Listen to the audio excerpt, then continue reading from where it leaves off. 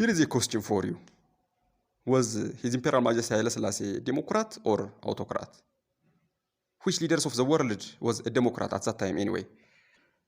I say him, Haile Selassie, was somehow a monarchy Democrat. His plea in front of the League of Nations can justify this. And you may answer, His Imperial Majesty Haile Selassie was Autocrat or Democrat or both. But before your judgment, I invite you to listen this speech of him on Saturday, November 2, 1957, on the 27th anniversary of the Coronation. His Imperial Majesty opened the new session of the Parliament and gives the following speech. His Imperial Majesty opened the first Parliament in Ethiopia in 1932, and after 25 years, he addressed the Parliament by the speech of which mainly focus on democracy. Let's begin. In the history of the Ethiopian nation, there never has been a parliament in the proper sense of the word. Until this time, none of our subjects has ever thought in terms of problems affecting any part of the country other than his own birthplace, with the inevitable result that his outlook was limited. From now on, you should all open your eyes, widen your views, and cultivate in yourselves a broader way of thinking. Such a process might bring us to the stage where our people will have the qualifications required for directly electing their own representatives and sending them to us. This objective, which we have so long hoped for and so ardently desired, has been achieved at least, and we have granted to our people, according to our pledge, the constitutional right and opportunity for the free expression of their views in sending their own representatives, freely elected by them, into the highest legislative body of the country. It must not be forgotten, however, that while our people have thus been coming for age, the world has also undergone a tremendous change, and the position of Ethiopia has changed with it, she being a full participant in the great community of nations.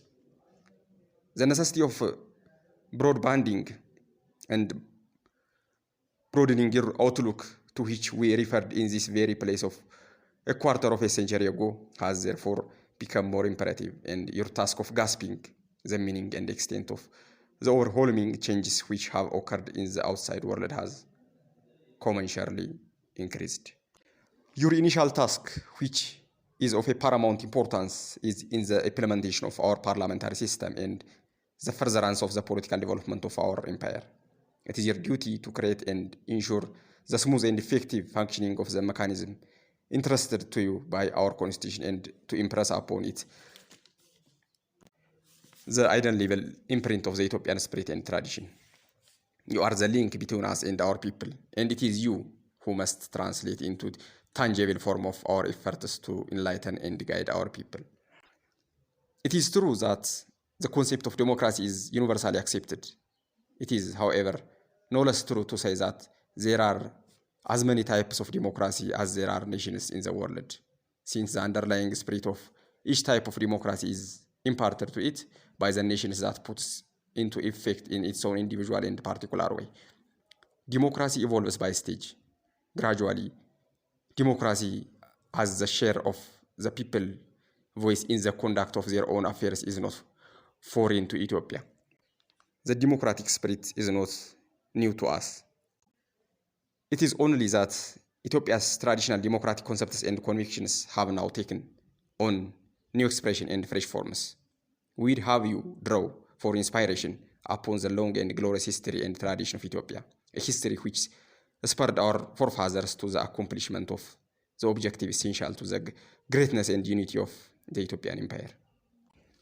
If you fail to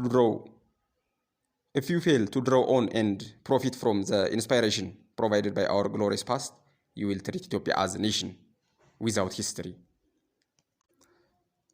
To bring to full fruition the objectives for which your forefathers lived and died, you must, in serving your country, follow the path they have shown in succeeding generations for thousands of years. We wish to remind you, however, that the work of a legislator is not light. It calls for clear judgment and a clear conscience. Your constant objective must be to judge and evaluate beforehand the advantages and disadvantages of any project and its effect on the well-being of our entire country. No personal feeling, no concern for the narrow advantage for the few must ever be permitted to sway your judgment. The foundation of your calling is to serve as dedicated and faithful servants the common interests of your country. Before you lies the arduous task of educating and enlightening your constituents and fellow countrymen and of leading them along the path of material and spiritual progress. To assist you to this end, you have at your disposal the constitutional rights granted by us in our revised constitution. You should use these rights to their full advantage for the benefit of our beloved people and prosperity. Our protection of these rights, as well as our leadership and guardianship of the whole constitutional life of our people, shall be steady and vigilant.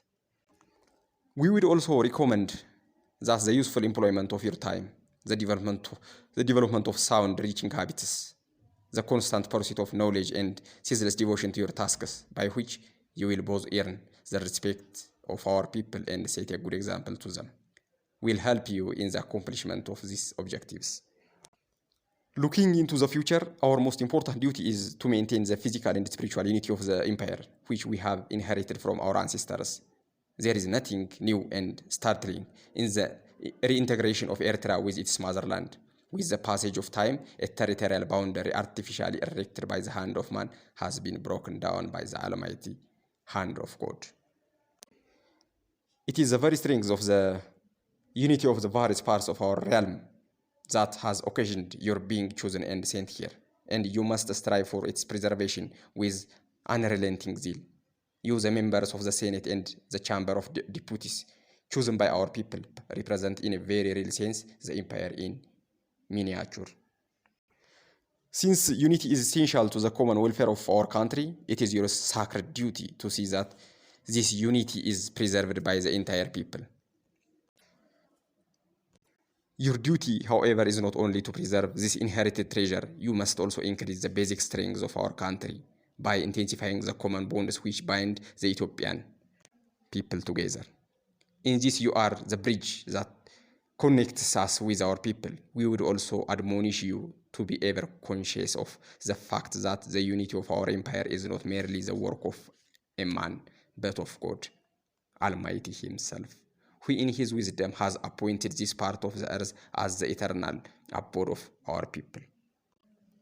Be intelligent and loyal servants, men of honor, fully conscious of the value of time, wise and humble, ever aware of the burden of your responsibility, willing to forget yourself for the sake of your fellow men. In this irresistible march of events, this age of science, which appears to be only the beginning of things yet to come, Ethiopia cannot afford to be left alone or lag behind. If she does lag behind, it will certainly be to her detriment.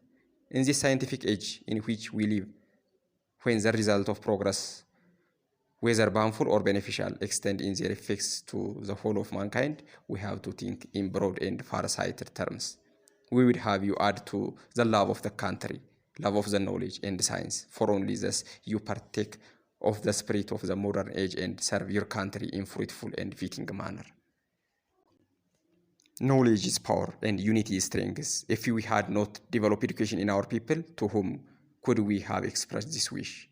Praise be to Him who has enabled us to express it to the present as to the future generations. The gap between highly developed and less developed countries is decreasing in astonishing proportion as scientific progress increases. At such a time, it is the most pressing duty of any country to move forward. It is imperative that our country be diligent in our effort to do so. We are pleased at the advances that our beloved country has made in the recent times, but she must continue to progress at a still more rapid pace. Those who look only at the past without also thinking of the future cannot be considered to have fulfilled their duty towards their country.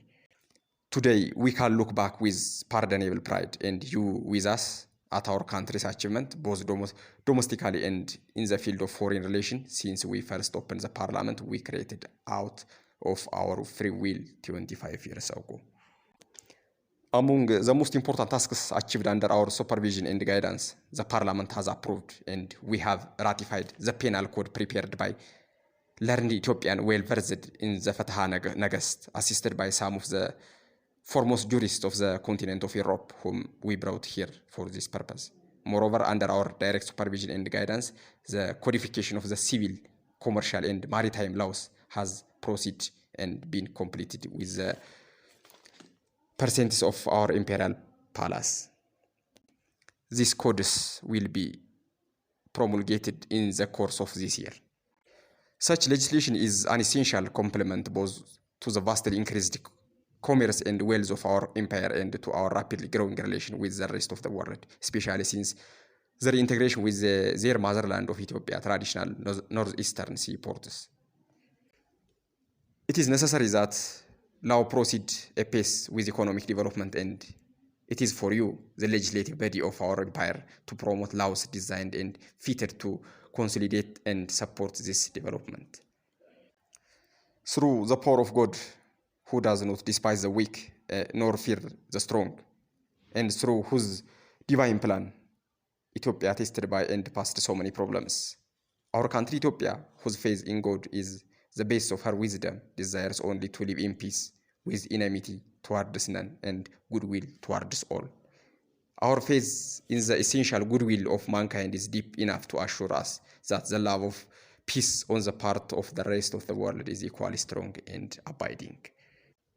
And only by exploiting her wealth can Ethiopia ensure that coming generations will be self-supporting and free from suffering and oppressive debt, and as we would hope, fully able to extend the hand of assistance to her neighbors. The labor of man is in vain without divine aid. We hope and pray that God will assist and prosper every future undertaking of ours for the development of our country and the welfare of our peoples. God help you, members of a parliament, in your great responsibility and high obligation. His Imperial Majesty Haile Selassie, on Saturday, November 2, 1957, on the 27th anniversary of the coronation.